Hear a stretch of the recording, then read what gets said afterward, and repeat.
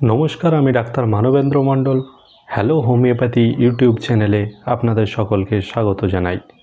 আজকে কোনো নির্দিষ্ট রোগ নিয়ে নয়, আজকে একটি হোমিওপ্যাথি ওষুধ নিয়ে আমরা আলোচনা করব। যে ওষুধটির নাম হলো ন্যাক্টামিউর। এই ন্যাক্টামিউর ওষুধটি কমন সল্ট অর্থাৎ সাধারণ লবণ থেকে তৈরি করা হয়। যারা হোমিওপ্যাথির সঙ্গে পরিচিত তারা তো এই ভিডিওটা অবশ্যই দেখবেন, কিন্তু যারা হোমিওপ্যাথির সঙ্গে অতটা পরিচিত নন তাদেরও এই ভিডিওটি দেখার জন্য আমি অনুরোধ করব। কারণ আপনারা প্রায়ই শুনে থাকবেন যে হোমিওপ্যাথির চিকিৎসা হলো একটি লক্ষণভিত্তিক চিকিৎসা। হোমিওপ্যাথি ওষুধ সম্পূর্ণ নির্ভর করে মানুষের চরিত্রগত লক্ষণের ওপর, অর্থাৎ শারীরিক লক্ষণ এবং মানসিক লক্ষণের সমষ্টি নিয়ে। কিন্তু এই মানসিক লক্ষণ যে কতটা গভীর হতে পারে আজকের এই ভিডিও দেখলে আপনারা সম্পূর্ণ জানতে পারবেন। ন্যাক্টামিউর ঔষধটি সম্বন্ধে সম্পূর্ণ আলোচনা করতে গেলে ভিডিওটি অনেকটা বড় হয়ে যেতে পারে। সেই জন্য আজ শুধু ন্যাক্টামিউরের মানসিক লক্ষণ নিয়েই আলোচনা করব। তাহলে চলুন শুরু করা যাক। ন্যাক্টামিউর ওষুধটি একটি অ্যান্টিশরিক এবং অ্যান্টি টিউবারকুলার মেডিসিন। যারা অ্যান্টিশরিক কথাটি বুঝতে পারছেন না তাদের জন্য পরবর্তীকালে মায়োজম নিয়ে একটি ভিডিও আমি বানাবো। ন্যাক্টামিউর ওষুধটি একটি অতি শক্তিশালী এবং সুগভীর মেডিসিন। ন্যাক্টামিউর ওষুধটি যদি উচ্চ মাত্রায় কোনো রোগীকে দেওয়া হয় তাহলে এই মেডিসিনটি যে কত দিন কাজ করতে পারে সে কথা বলা খুবই কঠিন। মাথার চুল থেকে পায়ের নখ পর্যন্ত প্রত্যেক অঙ্গ প্রত্যঙ্গে ন্যাক্টামিউরের কার্যক্ষমতা দেখা যায়। ন্যাক্টামিউরের রোগীরা ফ্যামিলি, বন্ধুবান্ধব এবং আত্মীয় স্বজনের প্রতি অত্যন্ত ডেডিকেটেড, অর্থাৎ এরা যাদের ভালোবাসবে তাদের জন্য এরা এদের জীবন দিয়ে দিতেও রাজি। কিন্তু যদি কোনো কাছের মানুষ এদের কোনো মানসিক আঘাত দেয় তাহলেই তখন ন্যাক্টামিউরের মানসিক লক্ষণগুলো সম্পূর্ণ ফুটে ওঠে। ন্যাক্টামিউরের রোগীরা অত্যন্ত ইমোশনাল বা ভাবপ্রবণ হয়ে থাকেন। সামান্য ব্যাপারেই এদের মনে আঘাত লাগে, এত অল্পে এদের মনে আঘাত লাগে যে অন্যরা সাধারণত ধারণাই করতে পারে না যে এই ব্যাপারে কারো মনে আঘাত লাগতে পারে। এমনকি অনেক সময় দেখা যায় যে ন্যাক্টামিউরের রোগীরা নিজেও জানে না যে কী কারণে তার মনে আঘাত লেগেছে, কিন্তু সামান্য কারণে তাদের যখন মনে আঘাত লাগে তাদের চোখ ছলছল করতে থাকে এবং এরা সারাক্ষণ মুখ ভার করে বসে থাকে। কিন্তু তারা যে মনে আঘাত পেয়েছে এই কথাটি তারা অন্য কাউকে বুঝতে দেবে না। এদের এতটাই বিহেভিয়ারের ওপর কন্ট্রোল থাকে। ধরুন আপনার কারণে ন্যাক্টামিউরের রোগী তার মনে কোনো আঘাত পেয়েছে, কিন্তু সে আপনার কাছে এমনই নর্মাল বিহেভিয়ার করবে, সে কখনোই আপনাকে বুঝতে দেবে না যে সে আপনার কারণে মনে আঘাত পেয়েছে।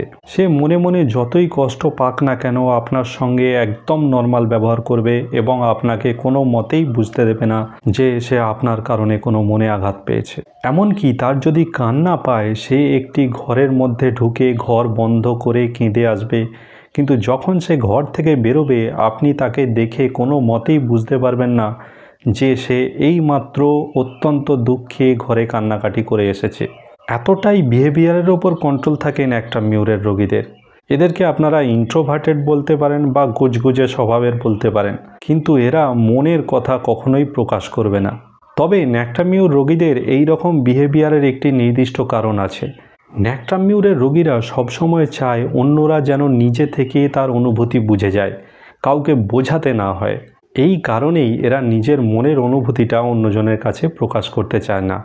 কিন্তু বাই চান্স যদি কেউ এদের মনের কথা বুঝে গিয়ে এদেরকে সান্ত্বনা দিতে আসেন, ঠিক তখনই তাদের মনের চাপা রাগ এমনভাবে প্রকাশ পাবে যে আপনি সেই রাগের সামনে দাঁড়াতেই পারবেন না এবং তাদেরকে কোনো মতে শান্ত করে তুলতে পারবেন না। এরা সবসময় পরের দোষ খুঁজে বেড়ায়, এমনকি দোষ না থাকলেও এরা দোষের অনুমান করে সারাক্ষণ মুখ ভার করে থাকে। কিন্তু তার মানে এই নয় যে এরা খুব নীচ প্রকৃতির। এদের এই ধরনের সমস্যা সাধারণত হয়ে থাকে এদের ইমোশনাল মাইন্ডের জন্য বা স্নায়বিক দুর্বলতার জন্য। প্রতি পদে প্রত্যেক কথায় এরা মনে করে যে তাকে উদ্দেশ্য করেই বলা হচ্ছে। ধরুন ন্যাক্টামিউরের রোগী একটি রাস্তা দিয়ে হেঁটে হেঁটে যাচ্ছে এবং রাস্তার পাশে কিছুজন অন্য কোনো কারণে হাসাহাসি করছে, কিন্তু ন্যাক্টামিউরের রোগী ভাববে যে ওরা আমাকে নিয়েই হাসাহাসি করছে এবং এটা নিয়ে সে সারা দিন রাত ভাবতে থাকবে যে কেন তারা আমাকে নিয়ে হাসাহাসি করলো। কারো সংসারে যদি ন্যাক্টামিউরের রোগী থাকে তাহলে তাকে নিয়ে চলা খুবই সমস্যা। কথায় কথায় অভিমান, কথায় কথায় মুখ ভার, এমনকি হাজার চেষ্টা করেও তার মন পাওয়া যাবে না।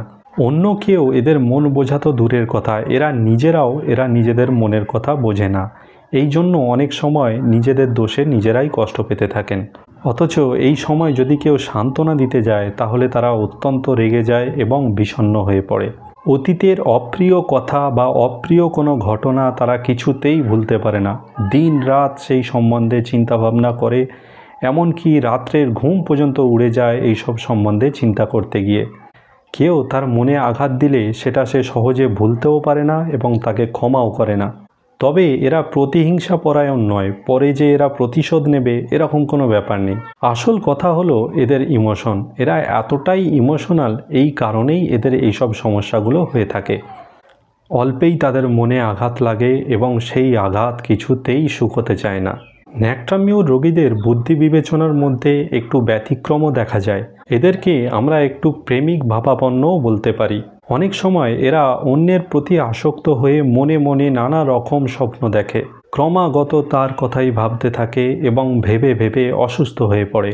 তাকে কখনো ভুলতেও পারে না এবং মুখ ফুটে তাকে কখনো মনের কথা বলতেও পারে না। ন্যাক্টামিউরের স্বভাব এতটাই ইন্ট্রোভার্টেড। কিন্তু কেউ যদি তার মনের কথা বুঝে ফেলে তাকে সান্ত্বনা দিতে যায়, তখনই ন্যাক্টামিউরের রোগী একদম ভেঙে পড়ে এবং অঝোর নয়নে কাঁদতে শুরু করে। এইসব রোগী বা রোগিণীদের মূলে সাধারণত হিস্টিরিয়া কাজ করতে থাকে। প্রকৃতপক্ষে এটাকে একটি মানসিক রোগ বলা যেতে পারে, যেই রোগটি হোমিওপ্যাথির সাহায্যে সম্পূর্ণ সারিয়ে ফেলা সম্ভব। এদের ইমোশনের কারণে বা ভাব প্রবণতার কারণেই হোক বা এদের বুদ্ধি বিবেচনার ব্যতিক্রমের কারণেই হোক, এরা অকারণে বা সামান্য কারণে এত হাসতে থাকে যে এদের চোখ থেকে জল গড়িয়ে পড়ে। মানসিক লক্ষণ হিসাবে ন্যাক্টামিউরের এই লক্ষণটিও অত্যন্ত বিশিষ্ট লক্ষণ। বিনা কারণে আপন মনে হাসি কান্না বা বোকা হাসি। অনেক সময় ন্যাক্টামিউরের রোগীরা ডাক্তারদের সামনে বসেও মুচকি মুচকি হাসতে থাকে। আশা করি আজকের ভিডিওতে ন্যাক্টামিউরের সম্পূর্ণ মনের লক্ষণ আপনাদেরকে বোঝাতে সক্ষম হয়েছি। আজকে এইখানেই শেষ করছি। ন্যাক্টামিউরের বাকি লক্ষণগুলো নিয়ে খুব তাড়াতাড়ি একটি নতুন ভিডিও প্রকাশ করব। সবাই সুস্থ থাকবেন, ভালো থাকবেন, নিয়মিত শরীরচর্চা করবেন। ধন্যবাদ।